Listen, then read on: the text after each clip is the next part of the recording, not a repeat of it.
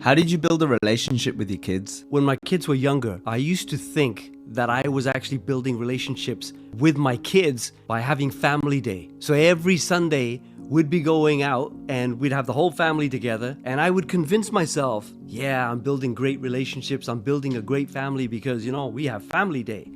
And I did this all the time. And after a few years, I started realizing, there's something wrong with this. I'm having family day once a week, but this is not making a difference in my relationship with each of my kids. There's something wrong. And I realized family day does not build relationships the way that we think that they're going to build. What I needed to do was have one-on-one time with each person in order to build a relationship. So what I did was, my first son, I says, okay, Sunday, we're going to get together, we're going to chat for an hour. Give me the time that's good for you.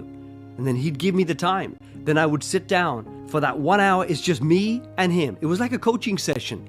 But I realized something. If I'm always just talking and I'm lecturing and I'm teaching and I want him to know everything that I've learned in my whole life, that's not going to work. That's not going to build a relationship. What I realized that I had to do was I needed to join his world. I needed to keep my mouth shut and ask him questions. Ask him, what does he think? What does he believe? How does he feel? Ask him questions where he starts to open up. And when I started asking him questions, as soon as he started to talk, then I kept my mouth shut. I wanted him to keep talking and keep telling me things, because this is what builds the relationship, by him being able to share what's in his heart.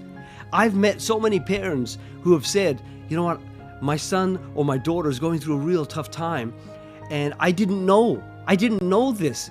It's because they never asked them any questions. We don't realize how listening is so important. If we only knew what listening does to heal somebody's heart, we would ask questions and listen to them. Because think about this.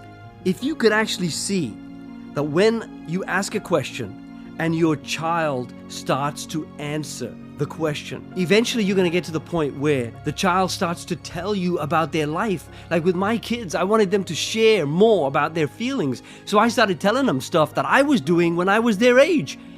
And the mistakes that I made, I'd tell them. And they're like, you did that? Well, let me tell you what I did. And that's when I went, let's see what they did. And then they would share what they did.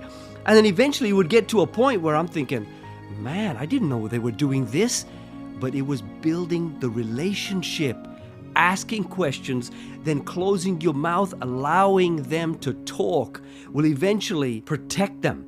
Because if they're ever going through any pain in their life, when you ask them questions, they will eventually get that pain out and be able to share it with you. And when they're able to get it out, it will heal their heart because you listened. This is how I was able to build good, strong relationships with my kids.